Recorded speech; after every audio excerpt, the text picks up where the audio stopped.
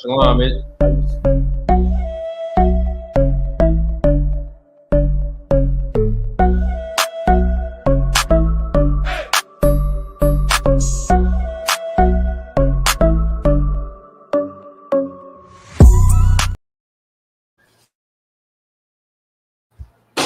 All right, Shalom, Israel. We are the ISU PK.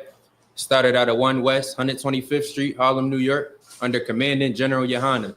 And tonight is Tuesday's night Brotherhood class. So we're here to teach brothers and sisters about brotherhood and sisterhood and why it's important in Israel.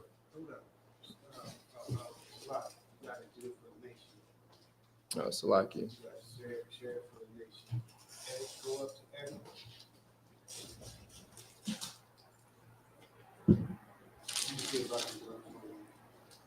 I got you. It's on edit. Hold on, let me see if I can do it. I got it. Come.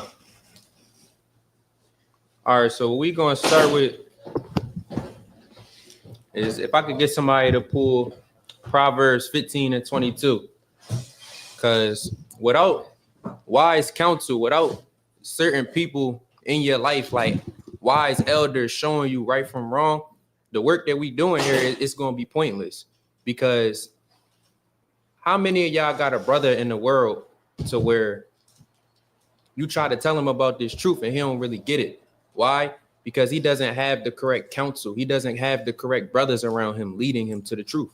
You feel me? And honestly, if you're not firm in who you are, you're going to be led astray by the concepts of the world. You feel me? So if I could get somebody pull Proverbs 15 and 22. This is Proverbs chapter 15 and verse 22. Without counsel, purposes are disappointed, but in the multitude of counselors, they are established. So in the multitude of counselors, the purpose and the things that we are doing is going to be established. Like in the sense of this, without a multitude of counselors and wise men, we are led astray because there's only a few wise men. But in a multitude of them where every brother is acting like a brother, every brother is being a brother, every brother is correcting you when you falling, you won't be able to fall short so easily. Like I had a brother in the world and I told him, like, listen, I ain't trying to be your homie if I can't correct you. I ain't trying to be your homie if you can't correct me. Why? Because correction comes from the Lord. The Bible say the Lord correct those of whom he loves. That's right. So if you're not willing to accept correction, then you're not willing to be my brother. How can you love me? Somebody pull 1 John 4 and 20. How can you love me if you don't? Salakia, how can you love God if you don't love your brother? How many times have we tried to preach this same message to Christians and they fight us and they hate us and they dislike us, but they supposedly love God? How can you say you love God if you hate your brother? If your brother right here trying to tell you, listen, this is the truth. We messing up. We are not right. And you hate him for it. How can you say you love God? You ain't even never seen God. You ain't even never, like, it's crazy. Like, I always think back to this. This is an analogy that always helped me come into the truth. When I think about Christ, Yahweh Shai Mashiach, when I think about the things he went through, he was one hell of a brother. Yahweh Shai didn't get a wife. Yahweh Shai didn't do a lot of things just for the brotherhood. Like, Salakia, before you pull 1 John 4 and 20, somebody pulled John 11 and 50. Like, he was willing to die for this nation. He was willing to give up all the cares of how many people have we came across? They can't give up weed. They can't give up woman. They can't give up the cares of the world, basically, for this truth. Like, I just had a brother tell me, I can't not get a haircut. And I'm like, damn. So Christ went his whole life being tempted by a woman, being tempted by all these different things, and he didn't fall into it all because he knew he had a mission. And you telling me you can't get a haircut? Like, come on. We worry about little matters, basically. Like, we can't shake these little things when Christ shook all of it. Like, what better Salakia, what better example than Christ? Right. You feel me? What better example than Christ? Because he was a man, a black man from the tribe of Judah who came here and did everything right. He came here and did everything perfect. You got that verse from me, Ak? This is John chapter 11, verse 50. Nor consider that it is expedient for us that one man should die for the people, and that the whole nation perish not. And that the whole nation perish not. That's what Yahushua did. He came here and died for his people, for his nation. How many brothers we got out there in the world willing to lay their life down for a cause that's not really beneficial, for a gang, for a group, for a neighborhood crew? How many of our brothers is willing to die for things that's not beneficial to the black community? Was you able to get that video or no? Not so long ago, I seen a video on Instagram of a brother having a police interaction, and the police said that he hit him falsely, basically, and he slammed the brother. And the brother's sister clearly seen he didn't hit the cop, Salakia, and she vouched for the cop. This is why brotherhood and sisterhood is important, because if we were able to govern ourselves, we wouldn't have to go to these other nations who hunt our steps. We wouldn't have to go to these other nations who have no love, no compassion, no empathy for us. We wouldn't have to do these things. Like Black Wall Street, that was brotherhood and sisterhood. Black Wall Street, when we stuck together, like give me Zephaniah 2:1. When we stuck together, we flourished. When we follow what the Lord told us to do, we flourish.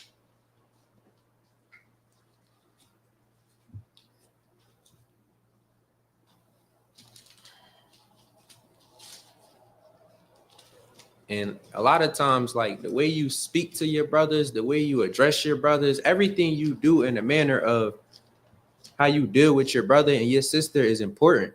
That's Why? right. Like why? Because you can address your brother in a manner like let's say this. You see how I just gave that analogy of I don't want nobody to be my brother if you can't correct me. Like let's say you trying to correct me, it's a manner that you do that, and we're gonna learn about that tonight. Like let's say it's me and my brother, and he feel as though I did something that wasn't really like right. What should he do? Anybody want to answer that? What should Go to him and him alone. he should go to him and him alone? Why? Because when you try to correct a brother in front of people, a lot of times he never hears you. He's not going to hear you in front of a crowd of people and you trying to correct him. You got to pull that brother to the side and be like, yo, bro, this wasn't right. Why? Because that's respect. That's honor.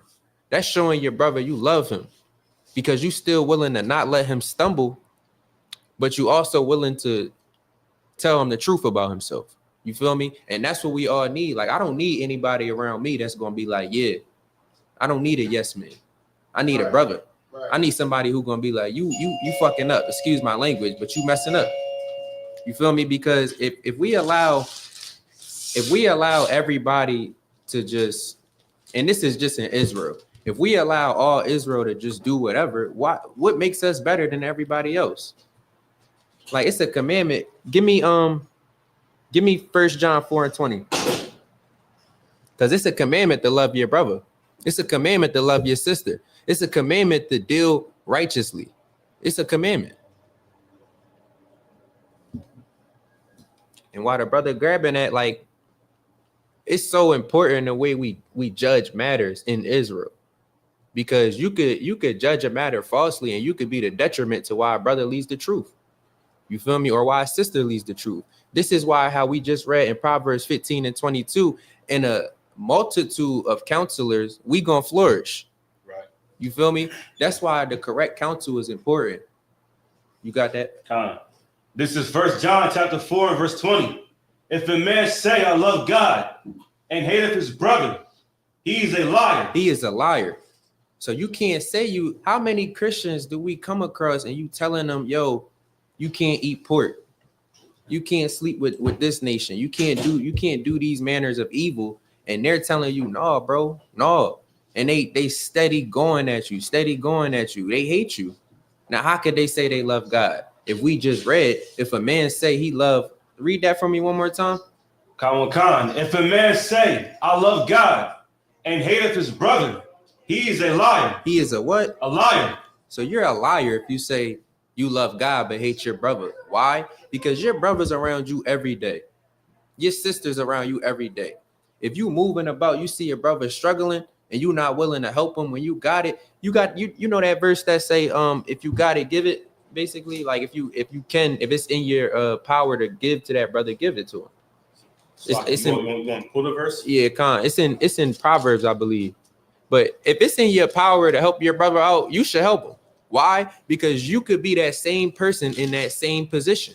You could be that brother one day that fell on hard times. You could be that brother that troubling manners or matters, Salaki. You could be that same brother in that same position. Everybody like to look at the things they have and think that, oh, nah, I can't lose it. But no, tomorrow not promised to any of us. And that's another thing. Tomorrow not promised. So why not love your brother? Why not love your sister? They could be gone in a snap of a finger. They could be gone in a drop of a dime.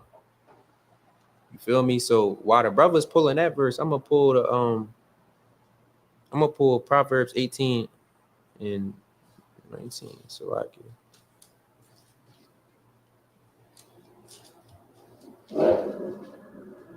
Before you read that, I'm gonna read this. It's Proverbs 18 and 19.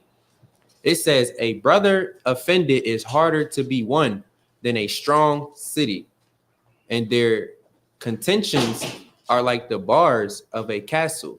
So as I asked the brothers, what should you do if a brother offends you? He said, go to him and him alone. Why? Because if you offend your brother in a certain manner and y'all don't address that issue, a brother that's offended is harder to be won than a strong city. So think about how hard it is to conquer a city. Now think about that same analogy with a brother you offended. Let's say you talk to that brother wife in a manner he didn't like.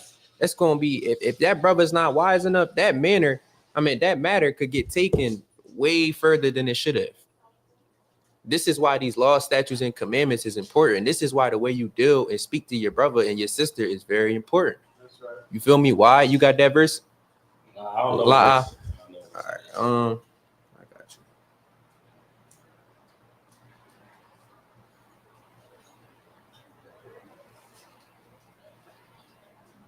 Which cross? The verse that said, if it's in your power to give basically. Like if it's in your if you got it, don't hold it back, like to the needy, basically. But if you could pull Proverbs 18 and 24 for me, that'd be too up. Cause I got some homies who still in the world. I got some brothers who in here in the truth. And truthfully speaking, there's gonna be people who God puts in your life to where they're gonna be closer than your actual intermediate family. Like Proverbs 18 and 24. You got that? Khan. It's the book of Proverbs, chapter 18 and 24.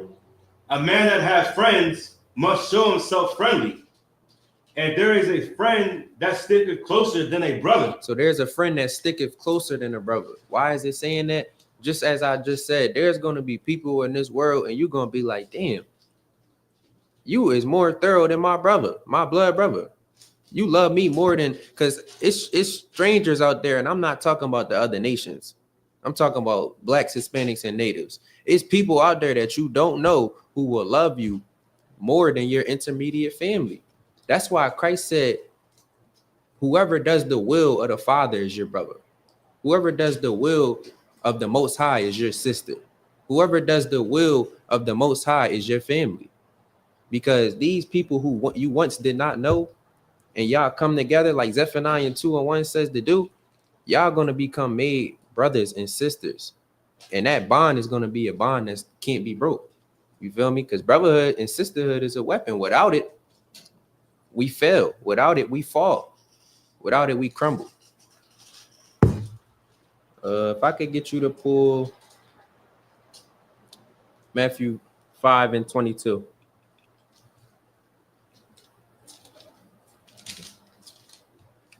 And just as I was saying early, like the way you deal with your brothers is very important. Like let's say I got a problem with my brother because it's something he doing. I shouldn't just go out and tell everybody else. I should go to him. Because me, what's the word they call that? Me gossiping about it, it's not going to help anything. It's not going to help me. It's not going to help him. And that's going to allow Satan to use that. That's going to allow Satan to tempt me, to tempt him, and to make a situation more than what it has to be. Rather than me just going to the brother and telling him, yo, bro, I ain't like how you did that. I ain't like how you made this decision. You got that verse for me? This is Matthew chapter 5 and 22. But I say unto you that whosoever is angry with his brother without a cause shall be in danger of the judgment. Right. And whosoever shall say to his brother, Raka, shall be in danger of the council. But whosoever shall say, thou fool, shall be in danger of hellfire. Exactly. So if you angry with your brother without cause, you're in danger. Why? Or if a sister's angry with another sister without cause, she's in danger. Why? Because it's a commandment to love your brother, to love your sister. So if you just hating your brother and sister, if you envious of your brother and sister for what they have, for what they doing, the important thing in the sense of not being envious of your brothers or your sisters is because you could have the same things if you work for it. You could have the same love that the Father has to offer if you work for it. So it's no reason for you to hate your brother or your sister without cause, because that causes strife, that causes issue, that causes commotion, that causes confusion. Right. So the importance of, let me pull this next verse.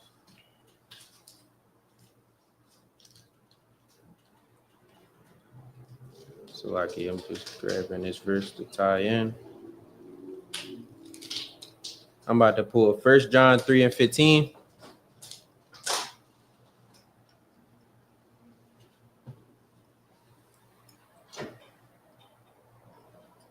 All right, I'm going to read verse 14. We know that we have passed from death unto life. And if you don't know what that means that we was once dead to the Lord and now we're came to life in front of the Lord.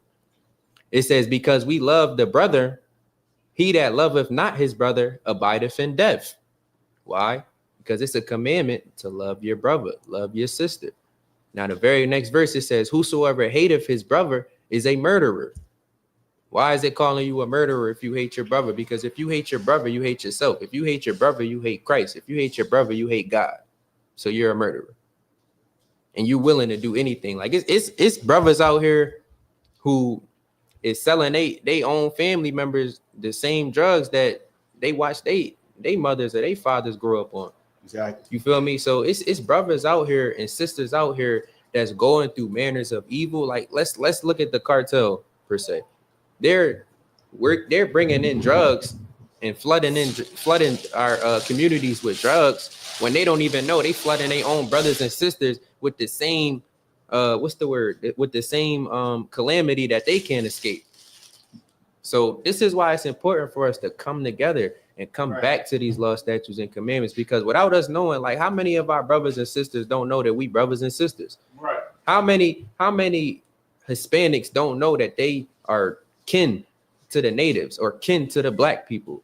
How many times have you came across a Puerto Rican and said, yo, you my brother, you my sister? And they said, no, we not. Because they don't know, because they were fed the strong delusion that the world has to offer. Like, how did the oppressor get us? He divided and conquered us. Like, if you separate us, we are weaker separated than we are together. Like, think about it. The Bible say nobody could come into a strong man's house and just spoil it. Why? Because a strong man has brotherhood. A strong man has the commandments. A strong man knows that, okay, if I don't got it over here, I could lean on my brother. Like, you have to be a shoulder to the brothers and sisters in the truth who don't have it. You have to be a shoulder to your brother and sister that may be going through something that you went through. That's why we just read in Proverbs 15 and 22, a multitude of counselors is important. We need more brothers and sisters acting like brothers and sisters. Why? Because we don't get to see that a lot. We don't get to see brothers loving brothers, sisters loving sisters. Right. Like, in a community where everybody is out for themselves, we fail.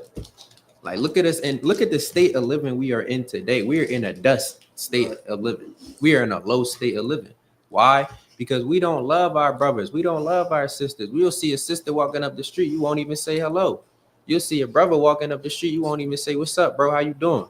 You won't even ask a brother about his day.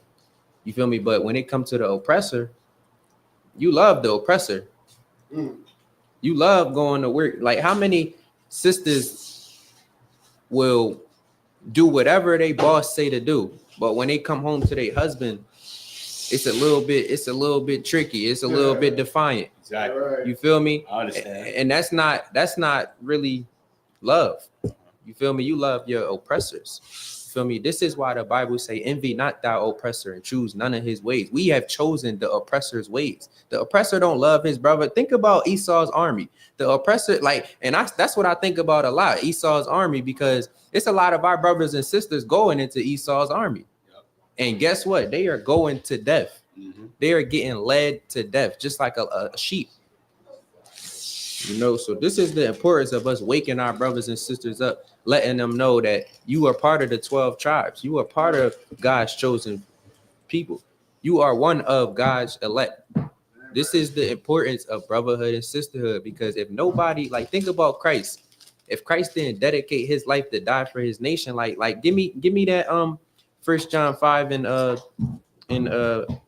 Salakia, it was 1 John 11 and 50 again. Give me that 1 John 11 and 50 again, because if Christ didn't do this, truthfully speaking, we wouldn't even have a chance. Or John 11 and 50, Salakia. If Christ didn't die for us, for his nation, for his brothers, for his sisters, we wouldn't have a chance to follow God. Why? Because we disobeyed God. We disobeyed him. We didn't follow. We didn't love each other like Christ said, like Christ taught. Salakia. And while you pull that verse, I got it right up here. You got it. Read it out for me. This is John 11 and 50. Nor consider that it is expedient for us that one man should die for the people, and that the whole nation perish not. And that the whole nation perish not. That's what our brother did. He was the epitome of brotherhood. You can't get more brotherly than Christ. Right. You cannot get more brotherly than Yahushua Mashiach. He was the perfect example of what you want to be in this truth, right, and how you want to move in this truth, and how you want to deal with your brothers in this truth, because you can't be acting like no punk with your brother. Exactly. You have to be willing to tell your brother what it is, and no matter what, because if you are willing to hide your words from your brother, then you're willing to watch your brother fail. Exactly. You're willing to watch your brother fall. Right. Give me Matthew 18 and 21.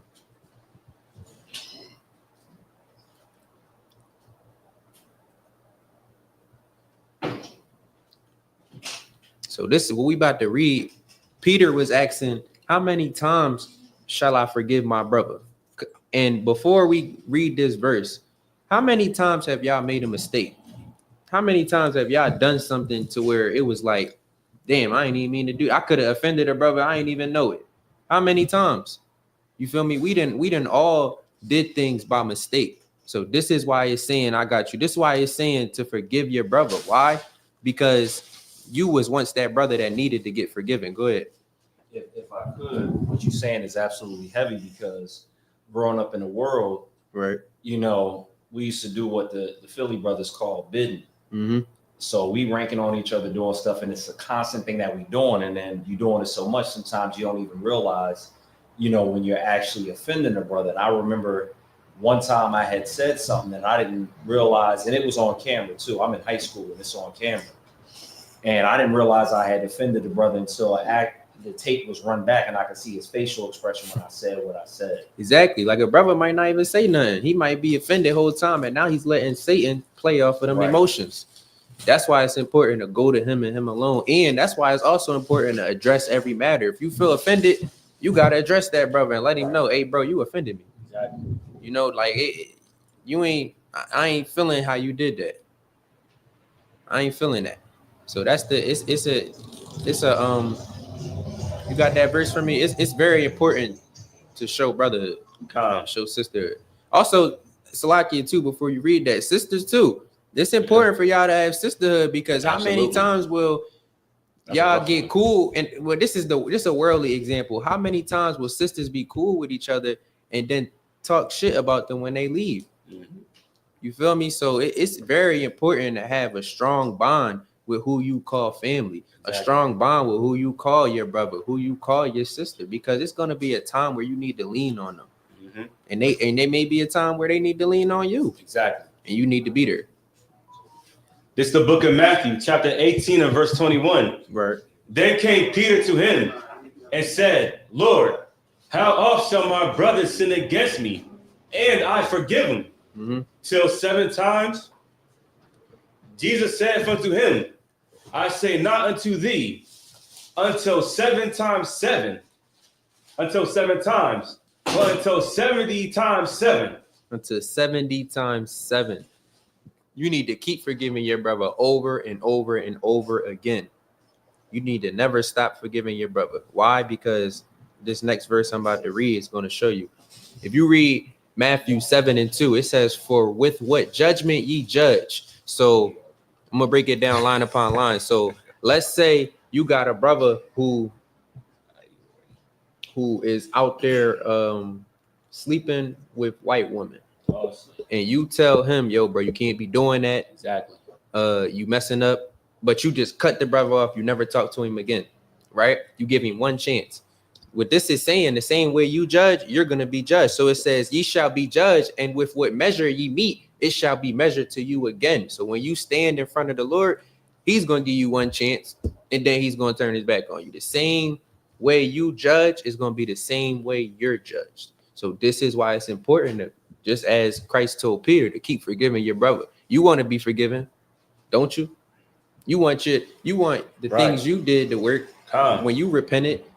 You want the Lord to see you change, so you got to give this brother a little space to change. Give this sister a little space to change. You can't look at what that brother or sister did in the past and then keep it dwelling in the future. Like if they telling you and they sincere in heart that they really gonna change, you have to leave space for that. You got something? Yeah, concert, because what you're bringing out is heavy.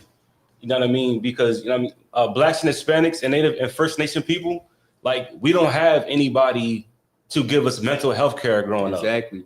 You know what I mean? So there's a lot of us that has like PTSD and they're bipolar. Right. You know what I mean? So we have to learn how to navigate this world, knowing that our people have these kind of health conditions and these mental health conditions. You know what I mean? And this is why forgiveness is important, because you know that this is the cause of white supremacy. Yeah, and it's heavy what you're saying too, because that ties back into the Proverbs 15 and 22, having wise counselors around you, because a wise counselor will be able to, like, oh, I'm gonna pull this verse real quick. Like, if you quick to wrath, you're not wise, because let's say your brother just do something itty bitty and you quick to burst out on him and go crazy. Like, bro, it wasn't even that serious. Not even. You mean, like, just like you pulling up, a brother may be dealing with some mental illnesses to where you didn't know. You didn't, ain't nobody just coming out like, yeah, bro, I got PTSD.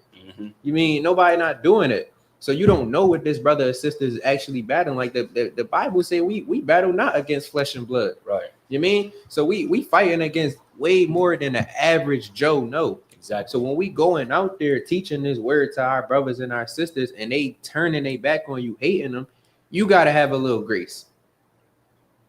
You got to have a little grace, because you got to understand they're not all the way there. They're not all the way as wise as you are. And being that you're wiser, you have to move differently. Being that you're wiser than them, that's more of the reason that you had to be more of a brother. Like, think about how wise Christ was. He was so wise that he knew not to punish that woman for adultery right then and there. He knew to say, go and sin no more.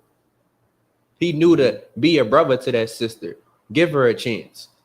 You feel me? So it's all about how you deal with certain matters. It's all about the counsel you give, because the counsel that we give is going to save lives.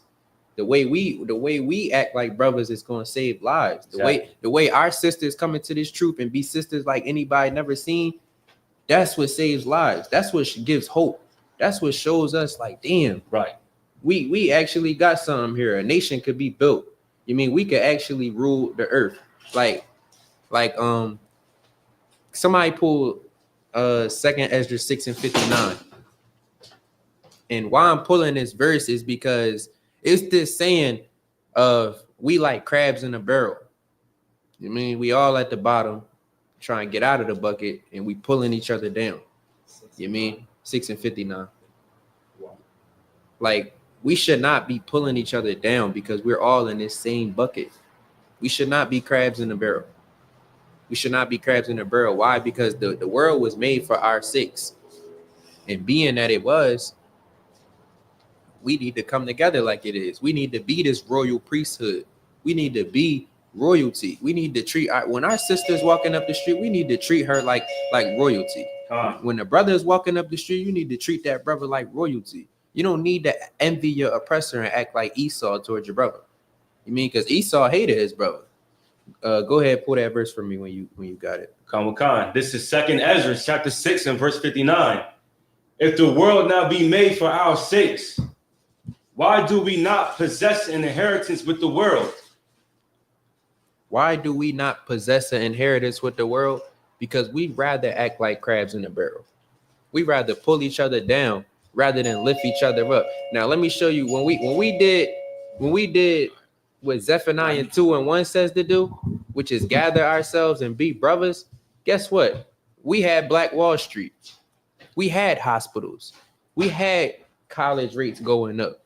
We had career success. We had all the things that the Black community needed. And when we followed what God said to do, we had brotherhood, we had sisterhood. But guess what? The world is not in our possession right now because we rather act like crabs in a barrel. We rather pull each other down rather than lift each other up. If you can give me Matthew 25 and 40. Matthew 25 and 40. Con.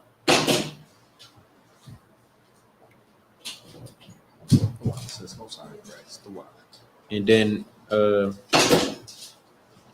Matthew 25 40 and 40. Before you read that though, if I could get one of y'all to pull Obadiah 1 and 10. This is gonna, because I had somebody ask me, so is it fair that God took Esau's birthright from him? And I'm like, Esau sold his birthright. Exactly. He didn't care about his brothers. Esau ain't care about his nation.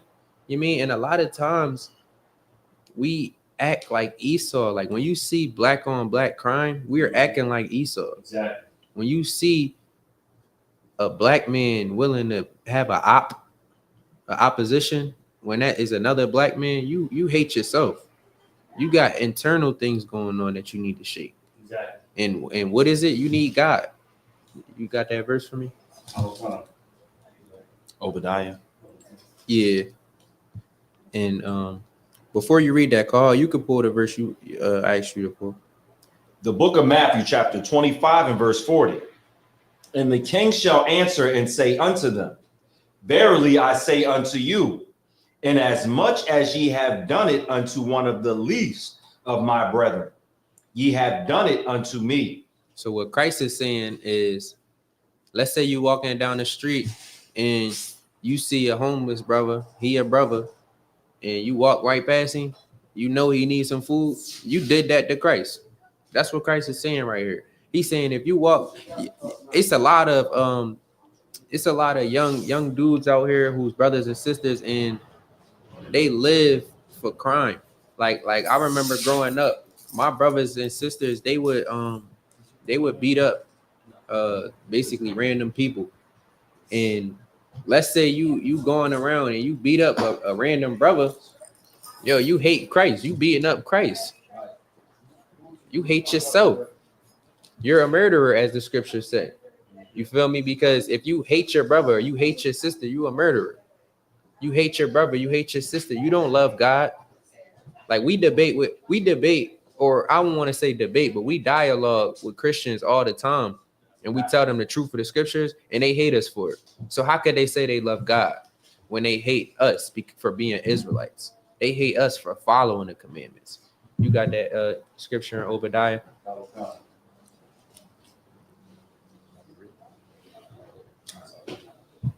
This is Obadiah chapter 1 and verse 10. For thy violence against thy brother Jacob, shame shall cover thee, and thou shalt be cut off forever. So for Esau being Esau, hating us for no reason, no apparent reason. Like as we see it in the scripture, if you hate your brother for no reason, you're a murderer. Why? Because you're willing to do anything to your brother if you don't love him. Exactly. You're willing to meet any measure needed. Like you ever see your brother a hustler in the world, and if it ain't about that money, he don't care. Exactly. He'll do anything for that money. He'll slime his own mother out for that money. You get it? You feel me? So this is why it's saying that, like, if you willing to worry about yourself more than your brother, like you need to be selfless when you come into the truth. You need to be so brotherly, so sisterly that you know, okay, if I don't do this, this may cost this brother or sister their life. That's the kind of attitude and spirit you want to have when you come into the truth. Keep reading on. Verse 11.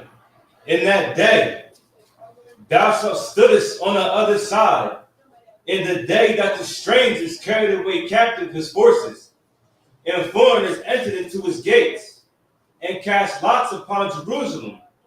Even thou was as one of them.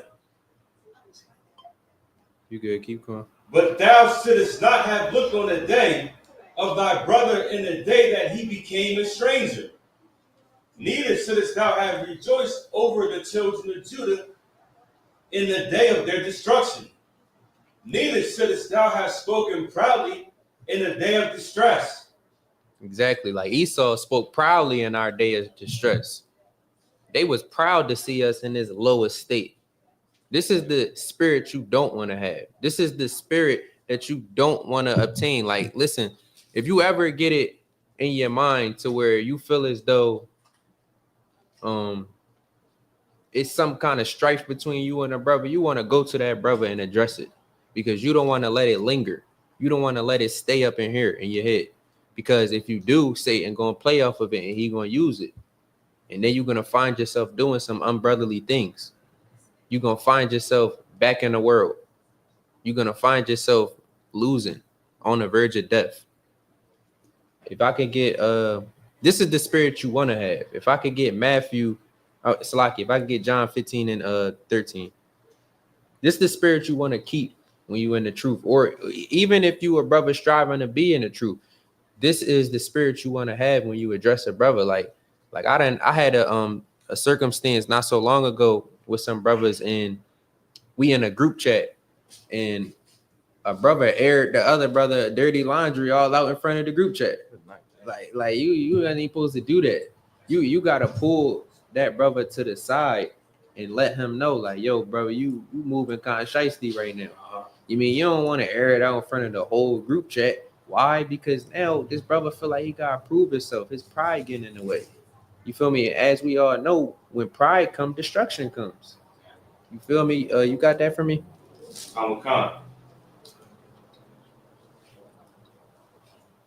The book of John, chapter 15, verse 13. Greater love have no man. Read the verse right ahead. Salaki. The book of John, chapter 15, verse 12. This is my commandment, that ye love one another as I have loved you. Verse 13. Greater love have no man than this, that a man lay down his life for his friends. And just as we read in Proverbs 18 and 24, there's going to be a friend who sticks closer than a brother. So there's going to be people who is somewhat your friends, because as we know, if you're a black, Hispanic, or a native, you're a brother or you a sister. So we ain't even looking at you like a friend. You a brother or a sister, unless you moving like a stranger, unless you moving like a heathen. You mean, but there is no love greater than somebody who claims to be your brother or your friend, who will lay down their life for you. Like, it's so many brothers in the world who still in the streets, who still doing certain things, and they willing to die for their cause. They willing to die for their homie. And those are the spirits that we need in here. We need more brothers and sisters willing to die for this truth. Right. We need more brothers and sisters willing to put it all on the line like Christ did for this truth. We need more brothers and sisters who have faith in this mission, because this mission is what's going to bring our kingdom here. Like, the kingdom is near. I know y'all see all the signs going on. The kingdom is near. This is the high time to come back to these commandments. This is the high time to come back to being a brother, being a sister. You ain't got to be out in the world by your dolo. You feel me? Like, everybody want to think that standing alone is something good, something great. No. Like, God didn't make any individual lights. He made Israelites. He didn't make any individual lights. He made us together. Zephaniah 2:1 says, gather yourselves. He ain't tell us to just stick alone, rock out by your dolo, you gonna be good. Nah, he ain't say that. He said, come together with your brother. Two is better than one. Who got that scripture say you can't warm yourself by yourself? You need companionship. You need brothers. You need sisters. You need unity. Because with unity comes strength. With strength, I'm not even talking about strength in numbers. I'm just talking about strength being together. Because just a few of us could overtake a nation. Just a few of us sticking together. Like, yo, black people is so ignorant that we don't even know that we are the biggest consumers in America. If we all come together for one day and stop supporting this delusion, we would collapse the economy. But instead, we rather TikTok. Instead, we rather dance. Instead, we rather play into Esau's hands and play into Esau's dreams and follow what Esau got in store for us. You know, it's all about what team you're willing to play on. Me, I'm willing to play on the Lord's team. Me, I'm willing to do what the Lord need me to do. I'm willing to be a brother at all costs. If a brother need me, I'm there at his disposal. Why? Because we brothers. That's what a brother do. That's what a sister do. That's what unity, that's what a family does. No matter how much you don't like the things that they may be doing all the time, you still gonna rock out for them because that's your family. And just as we know, Christ said, whoever doing the will of the Father is your family. So if you doing the will of the Father, I'll do anything for you. Come on. You got that? You got that verse? I kind of listen. Do what? It's Ecclesiastes 4:11. The book of Ecclesiastes, chapter 4, verse 11. Again, if two lie together, then they have heat. But how can one be warm alone? How can read that last verse again? Again, if two lie together, then they have heat. But how can one be warm alone? How could one be warm alone? How can you warm yourself up alone? You got a question? Khan, no, I got a statement. Because, yeah, what you bringing out is extremely heavy. The verse that you brought out, these two verses, like it's heavy because you brought out the verse about, one who would lay down his life for his brother. There's no greater love. And then this verse. Right. And then now you have people in the world that keep putting that message out. I don't know if you've ever seen it. It says something to the effect of it be your own people, yeah. Or you can't trust people. Mm-hmm. When really you can just vet your friends. Yeah. Really, what's happening is there's people who are being friends to people that are not, being friends back. You're their friend, but they're not your friend. Yeah. And that's what I'm saying. That's a dangerous game to play. Why? Because I had when I first came out here, I had my first best friend. He hated me for the things I had. You mean like he came to me one time and was like, "You got a mom?" I'm like, "You got a mom? Your mom in the house just like my mom in the house." Right. You mean? But it was because he seen my manner of life. You mean? And he envied it rather than just being like, "Damn, bro, that's what's up." Rather than just being a brother. You mean? That's why what you saying is heavy, because you have to vet your friends. You can't just credit somebody being a friend. It's a very, you can pull that for me. Don't credit a friend being a friend. Right, I got you. If he ain't a friend, you mean, because you could credit somebody who's envious of you, and then you could find yourself in some situations that's not beneficial to you or him, because now he may be feeling like he got to do something to you because he ain't have. You mean, when that's not a brother. That's not the spirit you want to have. That's the spirit of Esau. Because as we just seen, Esau was happy in our distress. Esau was happy when we was falling down. Esau was happy when we had blood pouring out of us. They wasn't even satisfied with that. Right. So, and if I could, something just came to mind. Mhm. There's people in this world that, you know, I know personally that have put their life on the line for friends. Mhm. And then now, after putting their life on the line, that person that, you know, actually risked their life was about to be unalive for their friend because their friend got them into something stupid. That person just doesn't even talk to them anymore. and that's reason, crazy. because they never really were that much of a friend in the first place. And I be About feeling like themselves. that's how we be doing Christ. Like, what about like let's say your homie, let's say y'all both doing crime together, and your homie, y'all both get caught, right? And your homie take the rap, and you know the death penalty on the line. The death penalty on the line. Like you know, in certain states, certain crimes you do, it's no exceptions. So let's say we both do a crime together, me and Christ. And Christ like, nah, bro, you got this is just an analogy here. This is like a worldly analogy, but let's say he like, you got ball dreams. You good at basketball. Nah, I'm gonna take the rap. And you know the death penalty on the line. And you just watched your brother take the death penalty for you. Do you think that it would be brotherly for me to go back to the streets and do the same thing that my brother just got the death penalty for? You think that it's righteous when police is breaking in your house and your sister is siding with the police? No, So that's not brotherly. That's not sisterly. That's not unity.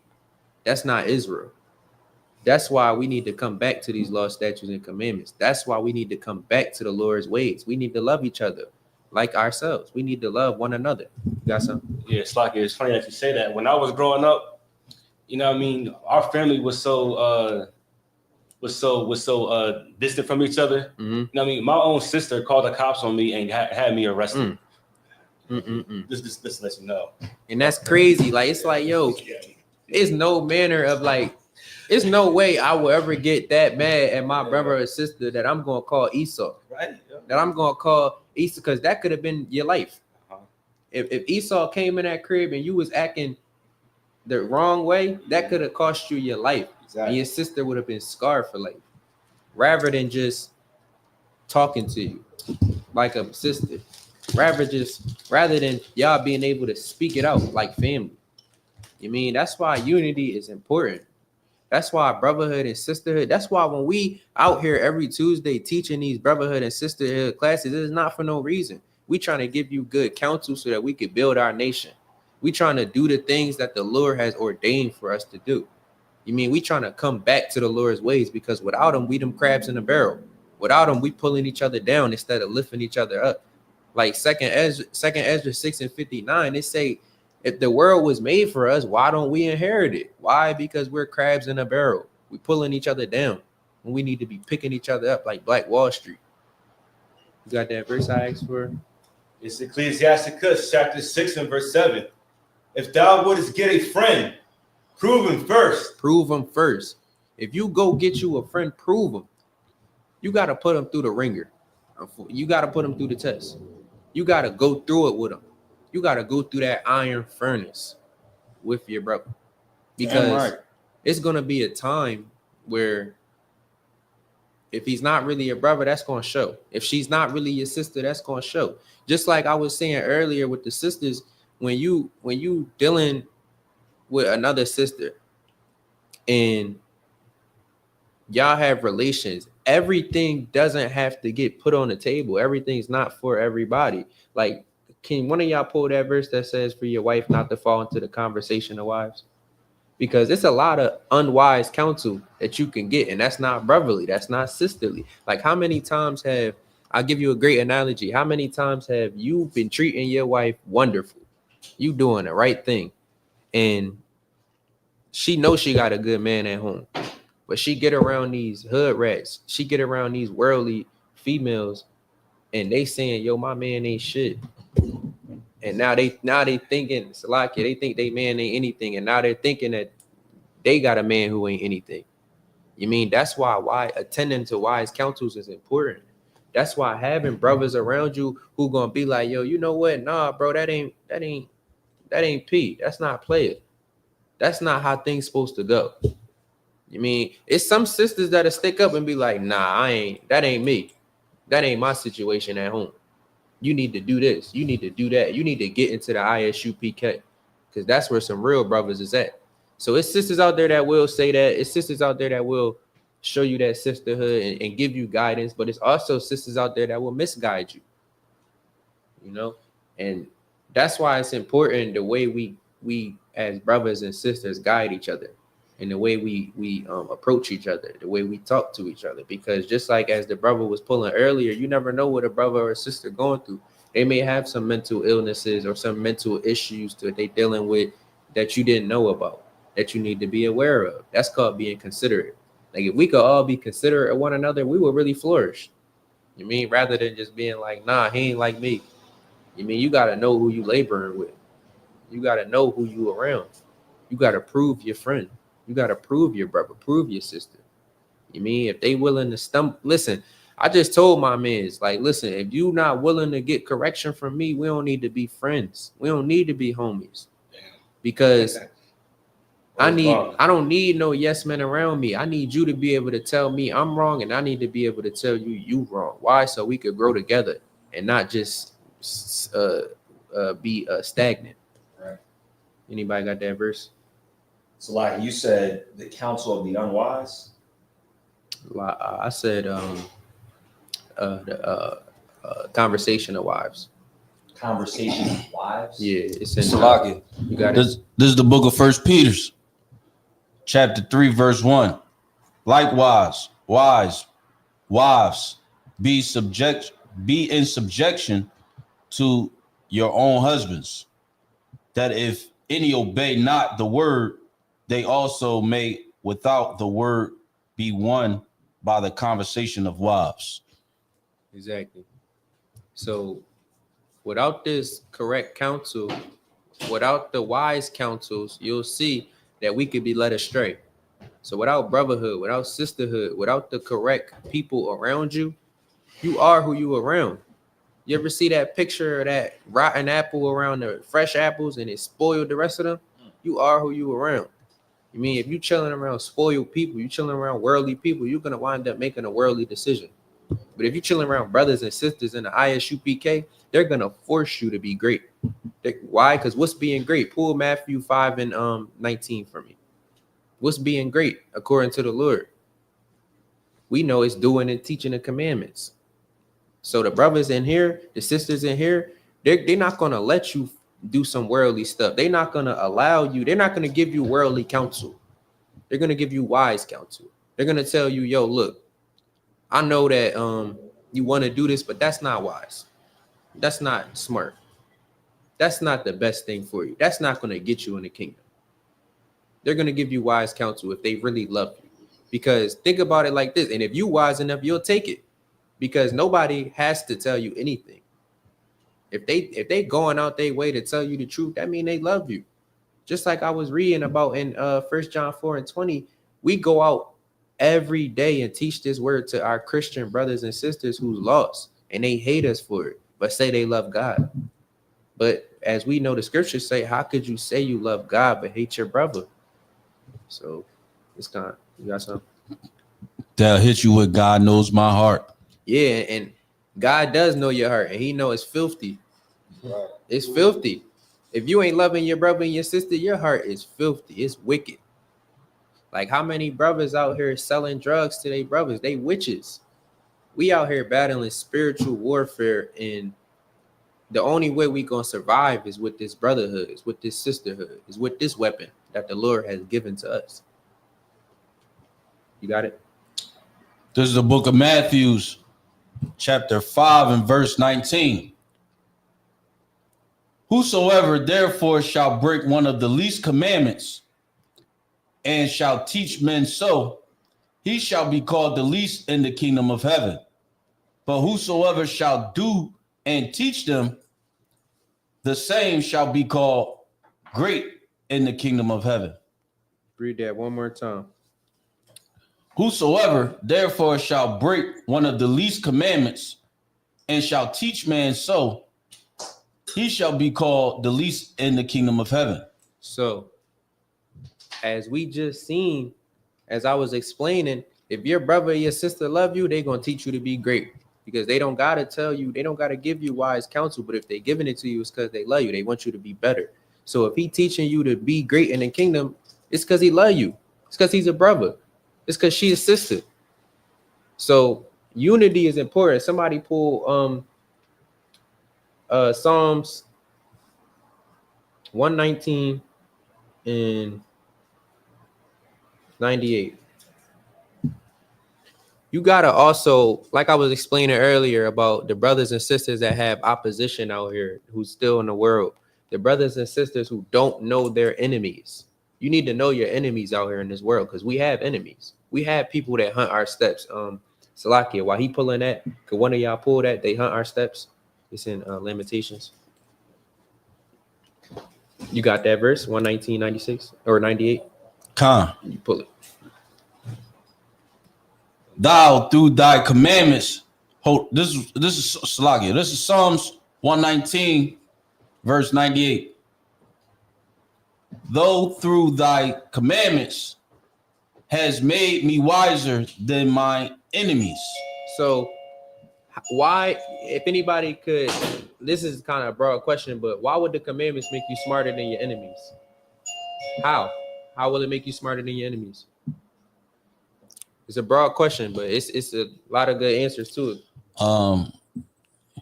The commandments put you give you a one up over your enemies because these are commandments and laws that the enemies didn't never get. Okay, I'll take that. But you could clean it up a little bit more, though. You can clean it up a little bit more. Anybody else? Go ahead. The laws was given from the Most High. Say it again. The laws was given from the Most High. Yeah, it was given from the Most High, but it's things in them that make you better than your enemies. Why? Like, okay, look, our enemies, right? Think about Esau's army and the Lord's army, right? Our enemies, they have casualties of war. They have it to where they'll send their own flesh out there to die, and they don't care about them. When our brothers and sisters came back from the world wars, they was right here out on these streets homeless. But guess what? If you joined the Lord's army, you know it's a commandment to love your brother, love your sister. So now you know, okay, when we come back from this war, you can't treat your brother, your sister any kind of way that warred with you, that fought enemies with you. This is why it's going to make us better than our enemies. Why? Because we know we have to have brotherhood. We have to have unity. They don't care about no unity. They don't care about no brotherhood, sister. They don't care about what that brother or sister got going on in their life. They care about what you going to do for this army. You mean? And it's the same sense with us, but we have the commandments. So we know whether we care about what you're going to do for this army, we also care about what you're going to do after the war is done. We care about how you're going to live your life after the war is over. We care about how we going to treat each other when we not warned, even while we warned. You mean? It's all spiritual. You mean brotherhood and sisterhood is a weapon that they don't have. That's how it makes us better than our enemies. That's how it makes us wiser than our enemies. You got that other verse that I asked for in Lamentations? The book of Lamentations, chapter 4, verse 18. They hunt our steps. They hunt our steps. Who's the they? The oppressors. Right. Keep going. That we cannot go in our streets. Our end is near. Our days are fulfilled. For our end is come.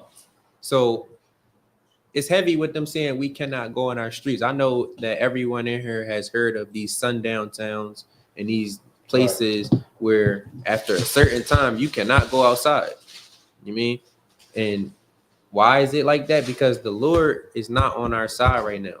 Until we come back to having brotherhood, sisterhood, unity, and following these laws, statutes, and commandments, the Lord will not fight for us. It means Zephaniah 2:1 says we have to gather ourselves so that a brother or sister who don't know about a sundown town would know, yeah, you know what, bro, you can't go out past this time because these Edomites is out here hunting our steps.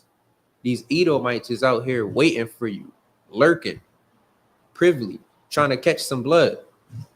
So, you know, that's the importance of brotherhood and sisterhood. Like we gotta, let me see if I could find this.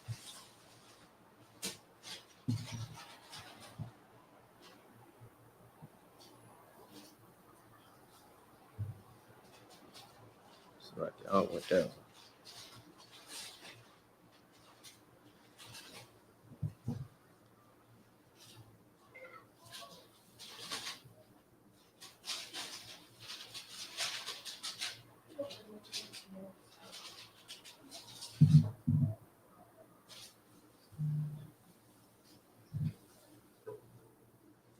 All right.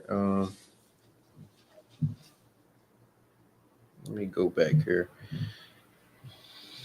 Pull Psalms 55 and 20 for me. I think I already said that one though.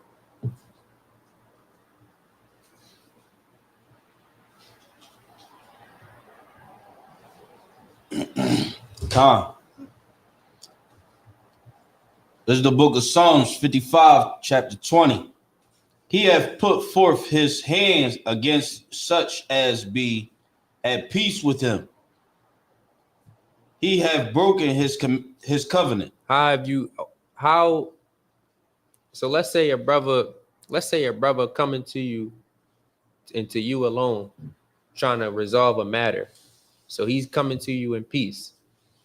And you basically angry with him. How have you broken the covenant? Because if you angry with your brother without cause, we know that's against the commandments. We know that that's against God. We know that's against the rules that the Lord have ordained for us. How can we raise young men to be young men without strong and wise brothers, strong and wise counsels, strong and wise men above us? Like everything that we do is rank and order. Like how many brothers in this truth got a younger man over them, but they don't treat him like less because we understand the spirit of brotherhood. Right. We understand that, okay, this brother may be younger than me, but he worked for his position. Exactly. So I'm not going to envy my brother. I'm not going to be angry with my brother without cause. I'm going to understand he worked for that. And if I want the same things, I'm going to work for it too. I'm going to even go to that brother and ask him how he did it. You mean try to get some of his wise counsel. I mean, like wise counsel in the truth is very important because it's easier to do wrong than it is to do right. It's easier for you to fall than it is for you to walk uprightly. You feel me? Like it's easy for you to fail. Like think about it. Just as we read in that scripture in Ecclesiastes or Ecclesiasticus, I think it was, you can't even warm yourself up alone. So without a companion, without a partner, without a brother, without a sister, you alone in this world. And when you alone, guess who's gonna come to you? Satan. Like Christ was tempted when he was alone. Christ was tempted. We all tempted all the time, but you're gonna be tempted the most when you alone. He gonna come to you and put thoughts in your mind that's not really true. And if you're not wise enough, or if you don't have nobody to call and lean on, like I got brothers in here that I could call no matter what I'm going through. I got brothers in here that I could call when I'm down to my lowest. And I could be like, yo, bro, you got time to rap? And a brother gonna sit on the phone and rap. Why? Because that's what's needed. You have to be a brother and you have to be a sister. You have to be someone to lean on. We all need somebody to lean on. Nobody not strong enough to where they could do this mission on their own.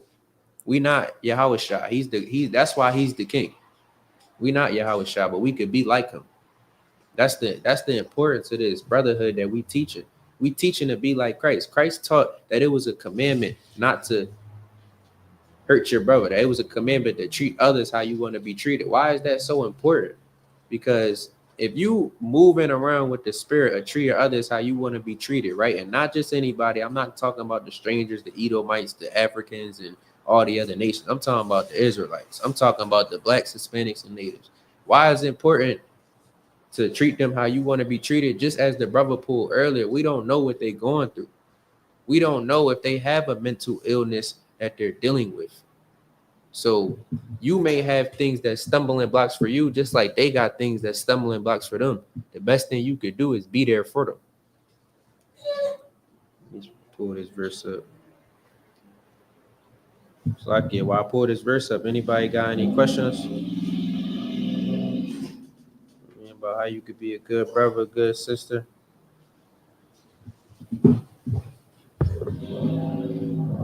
What verse you asked for? No, I'm pulling a verse up right now. I ain't asked for a verse yet. All right, give me Psalm 78 and 5. And then somebody else pull Luke 16 and 31. We'll pull the Luke 16 and 31 verse first, though.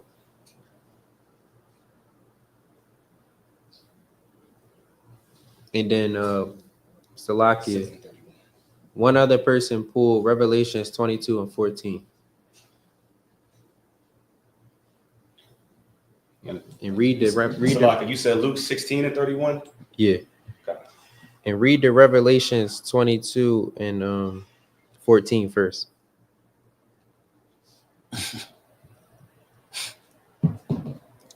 Slagi. So Revelations 14 and what?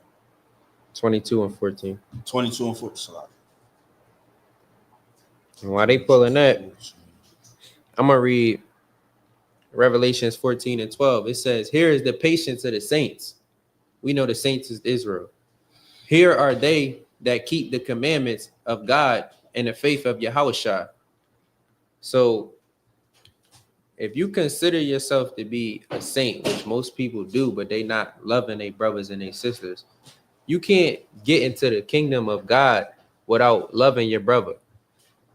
You can't get into the kingdom of God without treating your sister appropriately. You can't get into the kingdom of God with hating Israel. Anybody else got them verses, Apple? You got that? Yep. Khan, this is the book of Revelations, chapter 22, verse 14. Blessed are they that do his commandments. So blessed, you're gonna be blessed if you love your brother. You're gonna be blessed if you treat your sister how you want to be treated. You're gonna be blessed if you treat your brother and your sister how you want to be treated. You're gonna be blessed if you love one another. You're gonna be blessed if you keep these laws, statutes, and commandments. Because as we know, to get into the kingdom, we gotta keep the law, statutes, and commandments. And what's the commandment? To love your brother like yourself. So it ain't no getting around that. Ain't no getting around. Don't think you could get into the kingdom alone. Just like we said earlier, there's no individualites. We Israelites. So we are one. We're a unity. Like Black Wall Street was a good depiction of brotherhood and sisterhood, because when we stuck together, we rose up. But when we broke apart and we started to think one knew better than the other, we fell. Just like the crabs in the barrel analogy. If you're willing to pull your brother down, you're willing to fall. Go ahead, brother. You ask me. Salagi, I was about to say, ever since then, though, you could see how the black nation in America was afraid to even make a move like that happen ever again. We never made nothing like that happen ever again. It's nothing in history that can top that today. Yeah, I mean, that's because they hunting our steps. I mean, that's because the black community is scared to be pro-black. I mean, you hear anything pro-black and everybody like, it's a problem. It's a problem for us to love our nation. But any other nation, when the Chinese man is keeping his funds in the Chinese community, it's not an issue. But when a black man wants to only support black businesses, it's an issue. You got to spread the love. Nah, we ain't got to spread no love. We got to love our nation. Go ahead. Salakia, I was going to say today I witnessed Moab working with the Issacharites. Issacharites, Salakia, Khan. And it was like Issachar was doing the work. yeah. Moab was just monitoring. And then you had a couple of them that was trying to learn the trade. But I could see that Moab was really learning from Issachar. Like before the Moabite got up on the ladder, he's sitting there watching. He's watching the brother do what he do, and I'm like, well, that's crazy because, I mean, you'll see the Mormons work together, Right. You know, it's all Mormons. You see the Jews work together, it's all Jews. That was the first time I seen two nations differ from each other work together, but it's the oppressor oppressing the brother right there on the field. Like it's not hidden. Like, you know, corporate, he's over top, he's the boss, he's giving out the orders, giving out the work, and he's sending the workers out to work. No, he right there in the field with Issachar. Yeah, and that's the importance of brother, because you know your brother, he might get out there and struggle with you.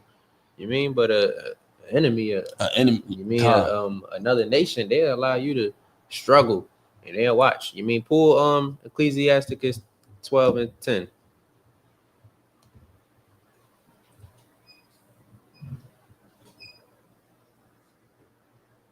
I mean, because as we know, these other nations, they don't have a regard for our lives. And they never did. Ain't nothing new under the sun. So they ain't never have a regard for Israel. They ain't never have a regard for blacks, Hispanics, and natives. They'll see a black, Hispanic, and native and let them struggle. You mean why? Because they not us. They know we not the same nation. When you got that, you could read it out. Ecclesiasticus 12:10. This is the book of Ecclesiasticus, chapter 12, verse 10. You could read down to 16. Never trust thine enemy, for like an iron rusteth, so does his wickedness. Though he humble himself and go crouching, yet take good heed and beware of him. So you got to take good heed of your enemies. Why? Because they're not your brothers. Like when you're dealing with your brother, I'm not saying to not be wise in the way you deal with your brother. But what I'm saying is a brother, if he's truly your brother, he's going to be a brother. And he's not going to lead you into, he's not going to have to talk sweetly to you to get what he needs done. He can ask you as a brother.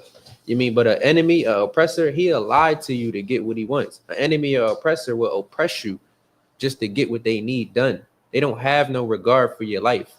An enemy or an oppressor will tell you, yeah, you know, we all, just as the brother was pulling, we all workers, but the brother's the only one working.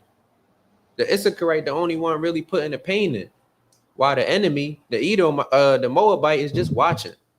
You mean, so it ain't, your enemies is not your brothers. And that's why it's important for Israel to understand who their enemies are.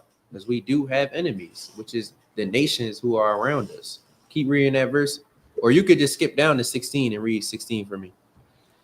An enemy speaketh sweetly with his lips. An enemy speaks sweetly with his lips. He'll tell you anything you want to hear. Keep going. But in his heart he imagineth how to throw thee into a pit. As you see, in his heart is evil. In his heart is wickedness. In his heart, he want to see you die. Just like the explanation I pulled up with the dude who I thought was my friend, who I didn't prove yet. He wanted to see me hurt, and I wanted to see him flourish. So you got to prove your friends. You got to understand who you around, because it's people that do envy you, and you don't even know. It's people that want to see you fail. It's people that don't want to see you doing well. It's people that don't love you like the Most High knows that your brother or your sister loves you. Like, it's like when we see, like, this is going to be my first Passover. So when I see brothers and sisters coming together, that's going to be glorious to me, because I haven't anywhere in the world got to see anything like that. Blacks, Hispanics, and natives gathered like Zephaniah 2:1. I have never got to see that. So that's going to be a glorious event for me. Right. So when I see the Lord's work being done, I'm happy. I love being around these brothers and sisters. I love teaching the word of God. I love being in here every second. Why? Because this is a spirit and a brotherhood. This is a community that I was never given before. This is a community that I was never shown. This is a lifestyle that I was never, what's the word I'm looking for? This is a lifestyle I was never basically approached with. You mean, the lifestyle I was approached with was every man for themselves, survive. You know what I'm saying? And now I know I'm surviving for more than one. Like, pull that verse that says, be a father to the fatherless. You mean, you need to be a father to the fatherless. You need to be a brother to the brotherless. You need to be a sister to the sisterless. You need to be a family to the ones who really don't have family. And I'm not talking about the other nations, the heathens. I'm talking about to your kin, your brothers, your sister. If you a black man, Hispanic man, Native man, you need to be a father to the fatherless. You need to be a mother to the motherless. You need to be unity. You need to be one. It takes a nation. It takes a Salakia. It takes a village to raise a child. I'm saying so. Damn right. So it ain't like it's one person's job to make sure we do right. No, I mean it takes all of us. When you got that verse, you can read it out. Khan, this is Ecclesiastes chapter 4 and verse 10. Be as a father unto the fatherless, and instead of a husband unto their mother, so shalt thou be as the son of the Most High, Word. and he shall love thee more than thy mother doeth. So if you willing to do the work of the Most High, he gonna love you more than your mother. How many times have we heard ain't a love like a mother's love? How many Damn times right. have we heard that? Now to hear that the Lord gonna love us more than our mother, come on. It can't get no better than that. And all you gotta do is show brotherhood, show sisterhood. Come on, it can't get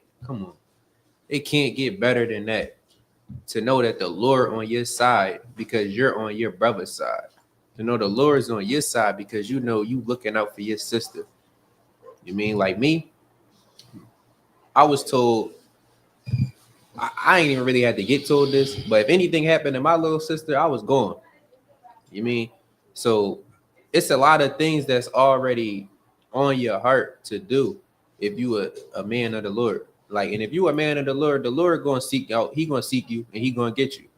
Like, pull that verse that say, my children hear my voice. I mean, if you really meant to come into these doors and be a brother, Salakia, one of y'all pull that, and then one of y'all pull Ecclesiasticus 2 and 5. I think it is, where it say, ready yourself if you come to serve the Lord.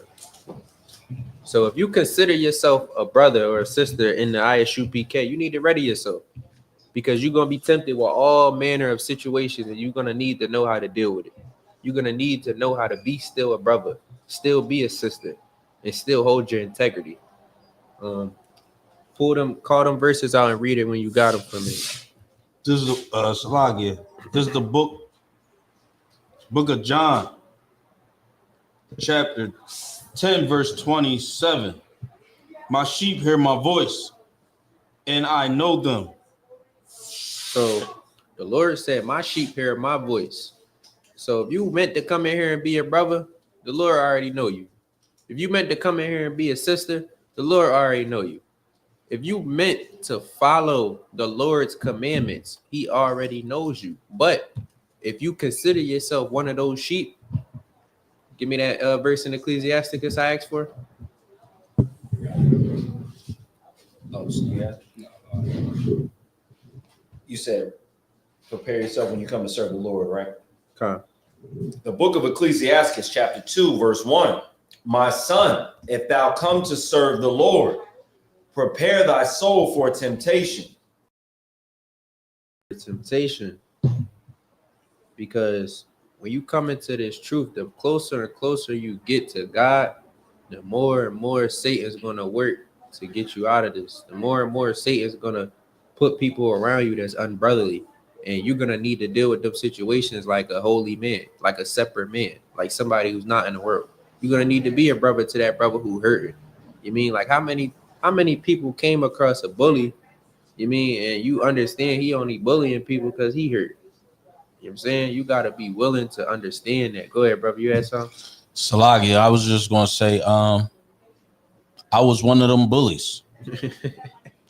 I was one of them bullies that bullied because I was hurt. Right. I mean, because I felt like I'm not gonna say I was hurt. I'm gonna say I was bullied. I mean, it's cool. Yeah. I was bullied and I was picked on. Right. And I said, I'm not gonna let nobody pick on me or bully me like that bully bullied me. Right. So anytime I ran into a situation that I felt like I was about to be overpowered or bullied, oh yeah, I bucked up and I charged at it. Like as if that bully was right in front of me. So exactly. And it's unfortunate, but you didn't have a brother around who understood that. who understood, like, damn, you know what? This brother just going through something. This brother just going, his situation at home may not be desirable. His situation out here in the streets may not be desirable. You ain't had nobody to just be like, you know what, fuck it, bro. I'm gonna rock out with you. Excuse my language, but I'm gonna rock out with you. You mean? Like, I'm gonna rock out with you to where you understand it's people out here in the world who ain't going to just turn their back, who ain't just going to bully you, who ain't just going to be ignorant. That's why brotherhood is a weapon, because when you know you got somebody you could lean on, think about how strong that makes you. When you know, all right, I'm going through it, but I'm not going to end my life. Like, I just seen this post on Instagram. It was a brother who just ended his life because of his girlfriend. He was stressing. Now, think about if he had a brother he could have called on and been like, yo, bro, I'm stressed out. Yo, shorty tweaking right now. You know what I'm saying? You feel me? Think about if he had a brother he could have called, and his brother may have been like, yo, bro, ain't even that serious, bro. It is what it is. Come chill with me. It is what it is. You mean you can't control nobody but yourself. You might as well come rock out with me, and you gonna move on. You gonna live on. You mean? But because that brother didn't have a brother, how many? Yo, I don't know if y'all noticed, but all the parents in here, when you are a single child, now I was never a single child, so I didn't grow up that way. But single childs come out different than children with brothers and sisters. Would y'all agree? Go ahead. I would. I would say that if I could, single children are normally a little bit more stubborn. Exactly. Single children are normally a little bit more like, you know, I could say that they might even be maybe a little bit selfish sometimes too. They're used to having it to themselves and maybe not sharing. Like, all right, I'll give you a great example. I'm a twin. Right. So my older brother, before I was born, he had his way. You mean? But when I was born with my twin, we got all the attention. And he became like rebellious to that. You mean he didn't like us because of that. He grew out of that, but it was, you mean, like, it could get like, just like you were saying, you could be selfish because you want your parents' love. But I never had the option to be that, because even in the womb, I was connected to somebody. Right. You know what I'm saying? Even in the womb, I had a brother. You mean? So it's like kids who grow up alone and kids who grow up with brothers and sisters is different. And you have to look at yourself right now like a child, because you're a child of the Most High. When you come into this truth, you reborn. Christ said you have to become like a child. Pull that verse for me. You have to become like a child. So if we all consider ourselves children of the Lord, then we understand we're children growing up. We're not single children. We're not children alone. We got brothers and sisters that we also got to account for. So me, when I went out, I had to account for my brothers and sisters. So these are things you have to do, just like Christ said to do. You have to love your brother, love your sister. Look out for your brother. Look out for your sister. You see them falling, counsel them. Help them. The book of the book of Matthew, chapter 18 and verse 3. And said, verily, I say unto you, except ye be converted and become as little children, ye shall not enter into the kingdom of heaven. So you can't enter into the kingdom of heaven till you change your mind, till you become like a child, till you understand that everything you learned in the world is crap. Everything you learned in the world is no wisdom. It's not wise at all. But when you come into this truth and say, okay, even if this brother is doing something I don't like, he's still my brother. Even if this sister is doing something that I don't agree with, she's still my sister. So we got to work through it, because we can't just not rock with each other. We got to work through it. So this is the message that Christ had for us. So this is the message that we have to uphold, and we have to keep teaching to our little ones. Like, it's a verse in the Bible that say, raise a child up in the way he should go. You feel me? And he will not divert from that. Go ahead. Salakia. And what you just saying that Salakia, as far as the message, we killed the messenger. Yeah. We killed the messenger. Exactly. Because we didn't like the message. We didn't want to stand for the message that he was bringing to us. So we killed him for it. Yeah, and that's like the craziest thing. And Christians believe that we just don't gotta do nothing now. We could get saved. Like, that's crazy. Like, we done did a lot, and the Bible say we done did worse than our fathers. You mean it said we done did worse than our fathers? That's 1 Kings 8 and 47. We done did worse than our fathers, and we just expect not to have to do anything to get in the kingdom. No, we gotta love our brother and love our sister and keep these commandments. That's how we gonna get in this kingdom. That's how. Think about this. What if the sky cracked today, and Christ said, "Yo, you get Philadelphia, you get Jersey, you get Maryland. Are you gonna be able to rule justly?" Like who got the story of when let me see if I can find it. Of when I think it was Solomon when he was about to split the baby in half. I got you. You got that story? Yeah, like that was some righteous judgment. I don't know if I could listen. Right. I'm a righteous brother, but that was some wisdom. Like I wouldn't have thought about that. I wouldn't have thought to say, okay, it's two sisters, right? They both got babies. One die and switch it out. And the other one, like a mother knows her child. You mean so the one sister, we gonna read about it, but he did such a righteous judgment. It was crazy. And like that's brotherhood, that's sisterhood, because he understood, okay, this sister right here, that's her child. This sister right here, she would rather this child just live. The other sister just wanted the child to die because hers already died. That wasn't sisterhood. That wasn't sisterly. That wasn't family-like to do that.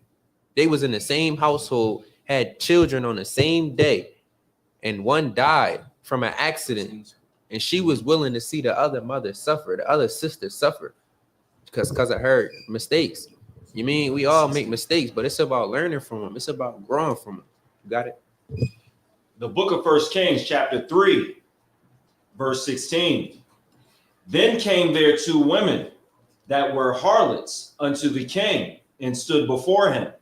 And one woman said, O Lord, O my Lord, I and this woman dwell in one house, and I was delivered of a child with her in the house. And it came to pass the third day after that I was delivered, that this woman was delivered also, and we were together. There was no stranger with us in the house, save we two in the house. And this woman's child died in the night because she overlaid it. And she arose at midnight and took my son from beside me, while thine handmaid slept. So if you Slakia, not to cut you off, but that's not sisterhood. Y'all in the same house and y'all both just had babies. The condition of a woman when she has a baby is not like she can move around and do a lot of things like in that manner. Right. So that's not sisterly for you to see that your child died and you to go to another sister and take her baby. Like think about how hurt that would lead a sister. That's not sisterhood. That's not what Christ taught to do. Keep reading on. And laid it in her bosom, and laid her child in my bosom. And when I arose in the morning to give my child suck, behold, it was dead. But when I had considered in the morning, behold, it was not my son, which I did bear. And the other woman said, Nay, but the living son, or Salakia, but the living is my son. So you see how unsisterly this sister was? Right. She was willing to lie. She was willing to swap the baby out. She was willing to do all manner of evil just because her child died. Like that's not sisterhood. That's not loving one like yourself. If you want that done to you, why would you do it to her? That's not loving God. Go ahead, keep reading on. And the dead is thy son. And this said, No, but the dead is thy son, and the living is my son. Thus they spake before the king. Then said the king, The one saith, This is my son that liveth, and the son is the dead. And the other saith, Nay, but the son is the dead, and my son is the living. And the king said, Bring me a sword. And they brought a sword before the king. And the king said, Divide the living child in two, and give half to the one and half to the other. Now that's Man, the king was That's man, gangster. yeah. How many of y'all think y'all could have did that? Never. Never. You think you could have did that, Mataji Nah, and I don't think I could have did that. But that was wise. Keep reading on. We can already see what happened. Then spake the woman whose the living child was unto the king, for her bowels yearned upon her son. And she said, O my Lord, give her the living child, and in no wise slay it. But the other said, let it be neither mine nor thine, but divided. See, the other was not a sister at all. She didn't even care if the little baby lived or not. Right. That is not sisterhood. She said, cut him. Mine, she had it in her mind that a selfish spirit. Right. She had it in her mind a selfish mentality because she thought, okay, since mine is already going, hers need to be going too. That's not loving one like another. That's not loving your neighbor. That's not, and as we all know, your neighbor is your brother or your sister, somebody who is part of the 12 tribes of Israel. That's right. So if you don't love your brother or your sister, you don't love God. So that sister, she didn't love God.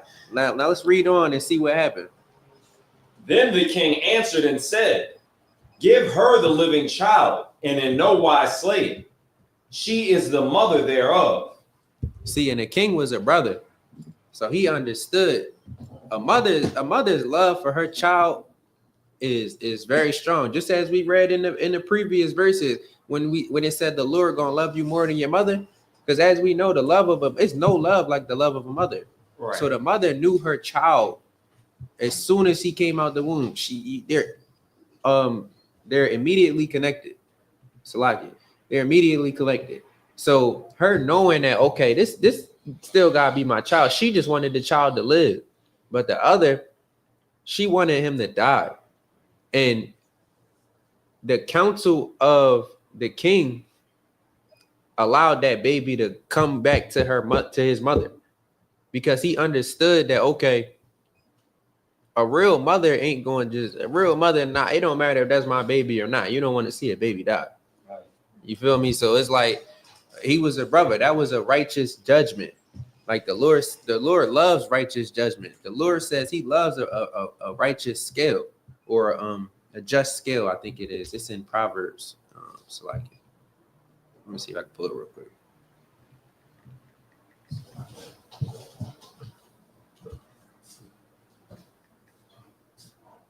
Proverbs 16 and 11.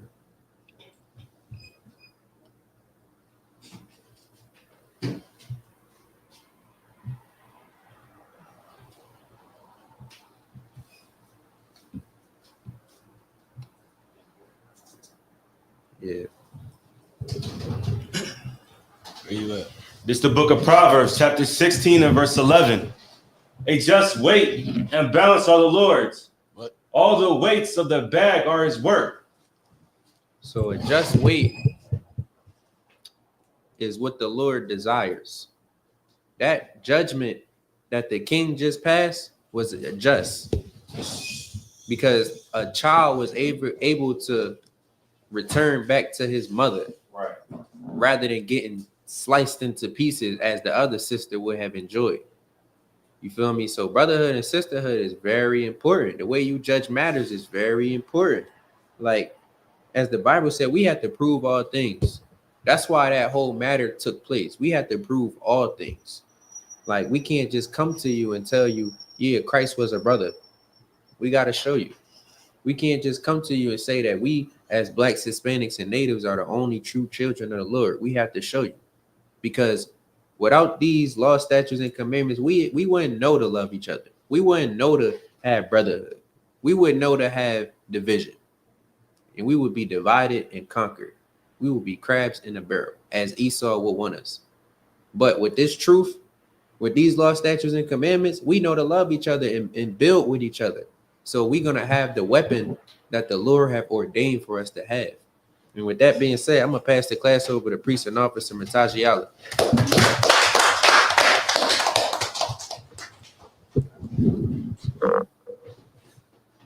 What? All right, security announcements. Rules for new brothers and sisters. When a new brother or sister comes to the school, they are off limits for 6 months. They are to be saluted only. They are here to learn and share themselves with the world. They need transportation and teachable arrangements. After 6 months, if a brother or sister has an interest in a particular person, they'll seek counsel from the heads. Tithes, which is a commandment. Numbers 18:21, Malachi 3:8-10, means 10th in Hebrew, Ma'aishah. That's 10% for every penny of any increase the Lord gives you. Priest fund, free will offering for the priest. It's not mandatory. It's whatever amount you like to donate. Upcoming holy convocations, we have the Passover. It's finally here, right? April 12th in Atlanta, Georgia. All right. I pray everyone got their travel arrangements already squared away and their living quarters already squared away. And make sure that you square your house away, because when you come back, we will be in the Feast of Unleavened Bread. It means we are to not eat anything to have leavening in it for 7 days. So people got to get rid of that bread and cookies. You got to get rid of that stuff. Or not get rid of, if you got somewhere outside your living quarters that you can put it for that 7 days, you can preserve it there. But that's for everything that has to be out of your living quarters. All right. If everyone wants to be a trooper in school, start wearing all black boots, shirt, pants, headband, scarf. That being said, individual Elijah, stand. Individual Elijah Shabbat, Elijah, Barak, Yahweh Hashem Yahushua Barakatam. God Matai, Saul, which means eternal. We're going to get Sister Courtesy salute. Sister Elijah, sorry. Individual Elijah Shabbat, Elijah, Barak, Yahweh Shamar Al-Tham Hashem Yahushua. God Matai, class dismissed.